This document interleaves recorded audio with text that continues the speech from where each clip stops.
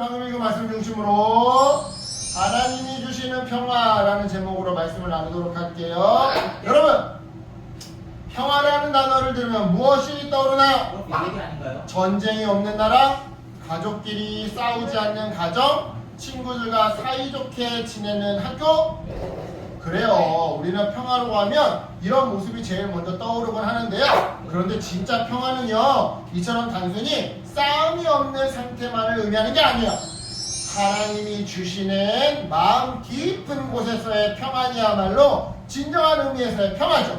이런 맥락에서 오늘 본문 속 아사왕 이야기는요, 하나님이 주시는 평화가 어떤 것인지 우리에게 분명하게 보여주는데요. 정말 그러한지 우리 본문 속으로 들어가 볼게요.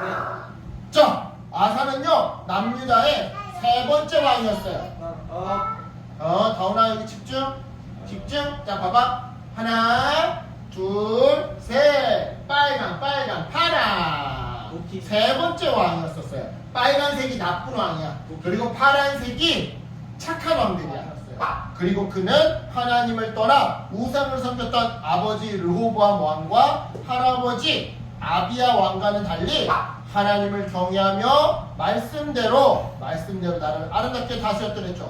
실제로 그는요, 첫째, 우상 숭배를 없앴어요. 즉 이방 제단과 산당을 무너뜨리고 아세라 목상 같은 우상을 없앴던 거죠. 이어서 둘째로 백성에게 바른 길을 가르쳤어요. 그러니까 하나님을 섬기며 성경 말씀을 지키라고 명령했던 건데요. 이처럼 아사왕이 말씀대로 나라를 다스리자 하나님은 아사왕에게 평화를 주셨어요. 즉 하나님은 아사왕의 올바른 선택과 통치를 기뻐하시사 남유다에게 전쟁이 없는 평화의 기간을 선물해 주셨던 거예요. 그 덕분에 이 평화로운 시간 동안 아사는요, 여러 요새들과 성읍들을 세우면서 외세가, 그러니까 바깥에 있는 적들이 쉽게 침략하지 못하도록 나라의 방어, 국방을 튼튼히 세울 수 있었는데요. 그래서 여기 질문! 오늘 이 본문이 우리에게 주는 교훈은 무엇일까요? 크게 두 가지로 정리해 볼 수 있는데요. 먼저 1. 하나님이 기뻐하시는 바른 행동을 할 때 하나님은 평화를 주신다라는 교훈이에요. 대표적인 예로 친구들한테 거짓말하지 않는다거나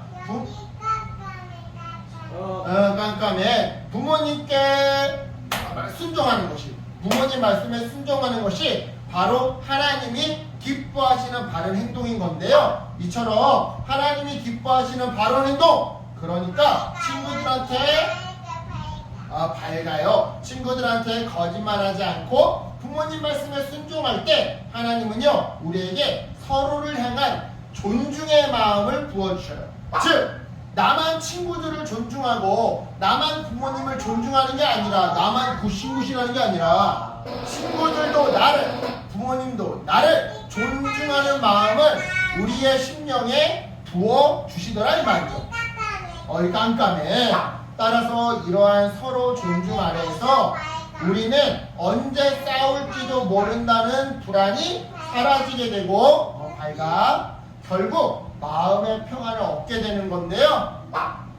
이처럼 하나님이, 여기는 깜깜해. 이처럼 하나님이 기뻐하시는 행동을 할 때 하나님은 우리 마음에 세상이 알 수도 없고 줄 수 없는 평안을 주세요.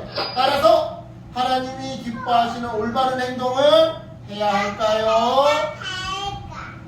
귀찮다고 하지 말아야 할까요? 당연히 싸우기 싫다면, 평화롭게 살고 싶다면, 마음에서부터 평화롭고 싶다면 당연히 해야 하겠죠. 하나님이 기뻐하시는 올바른 행동을.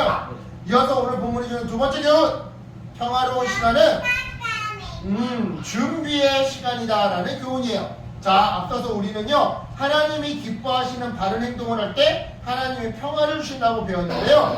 이처럼 하나님이 우리에게 평화의 시간을 주셨을 때 우리는요, 열심히 공부하고, 그치? 그리고 건강한 음식들을 먹고 운동을 하면서 미래를 준비해야 해요. 좋은 시절 때 미래를 준비해야 된다 이 말이에요.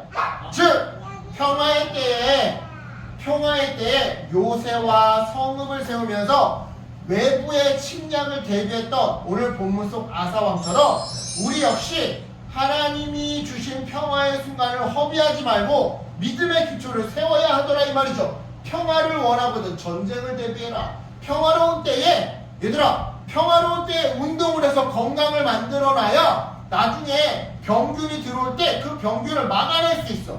그치? 그리고 지금 시간이 있을 때 공부를 해야 바쁠 때 미리미리 공부할 양을 줄일 수 있다 이 말이야.